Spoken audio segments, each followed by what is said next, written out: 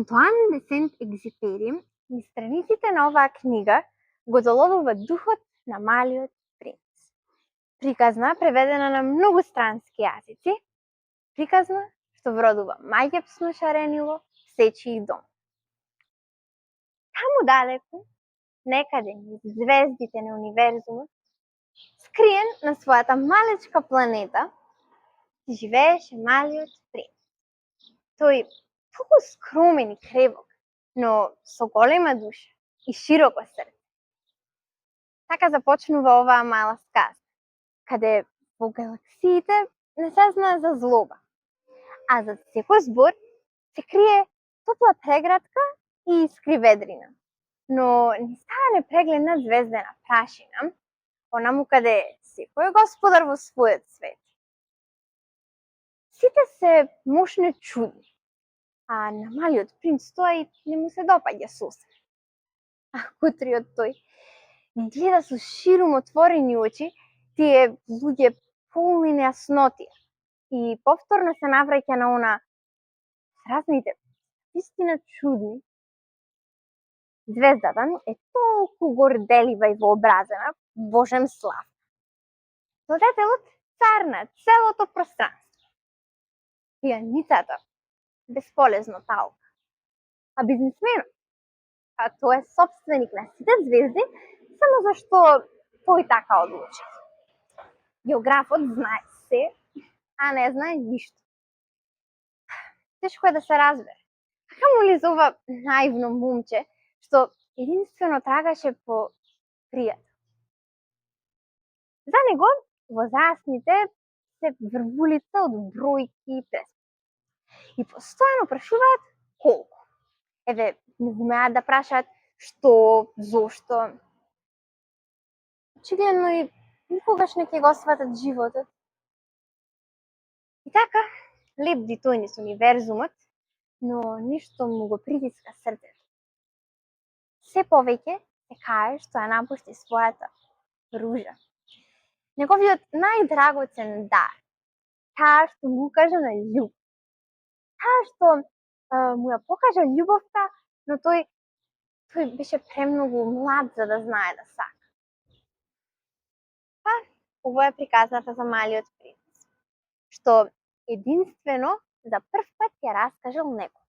И тоа на еден залутен пилот на планетата Земја, што сосем случајно со неговиот авион паднал на пустината Сахара. Го скроти, го сослуша. Тој беше неговиот најдрагоцен благослов. Магичен. Патем, во пустината најде и на лисицата, што еднаш му рече: јас сум единствената за тебе. Ти си единствениот за мене. Припитоми. Само со срцето се гледа правилно. Се што е вистинско е невидливо за очи. Наредниот ден пилотот доби непребор. Слика од песочниот рид што не ќе заборави, зашто тоа утро Малиот принц немаше трага. Но Малиот принц ќе живее вечно во нашите срца. Па, кога една ноќ вие деца од светот спиете, ќе намине тој, знаете, зашто сигурно се вратил на својата планета, кај ружата. Само погледнете во небо. Запрашајте. Запрашајте.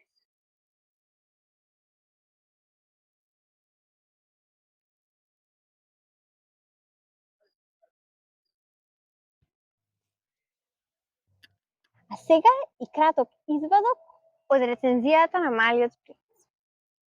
Ако мислите дека имагинацијата е само пречка за да се достигне зрелоста, книгава ќе ви се чини како само уште една детска приказна со многу фантазија. Но Малиот принц е многу повеќе од тоа. Тоа е приказна која е исто толку важна, ако не и поважно да се прочита како возраст. Додека сме деца, не мора да ни се кажува како да ја користиме имагинацијата. Тоа го правиме по цел ден. Но како возрастни потребен ни е потсетник. И тоа е она што представува Малиот принц. И ако се уште ја нема во вашиот дом, побрзајте, зашто ова не е само книга, туку е волшебство. Патем, според истоимената книга, благодарение на Младински театарски центар Зона, се одржа представа по име Малиот принц, во која лично јас ја играв улогата на Ружа. Во продолжение погледнете неколку фотографии и разгледници од магичната сцена на истата.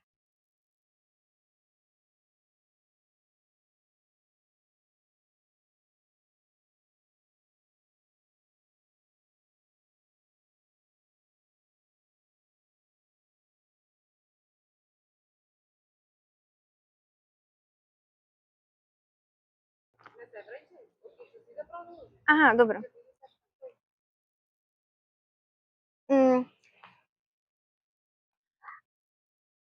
Така започна. Добро. За него возрастните се врвулица од бројки и пресмех.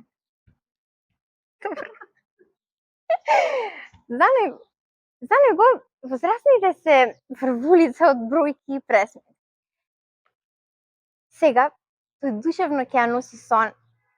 Сега тој душевно ја носеше со него. Сега Сега тој душевно ја носи со себе таму далеку некаде низ добро. Таму далеку некаде низ звездите на универзумот. Чекај.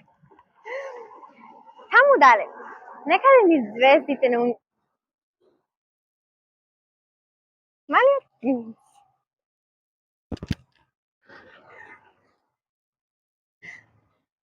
Hello.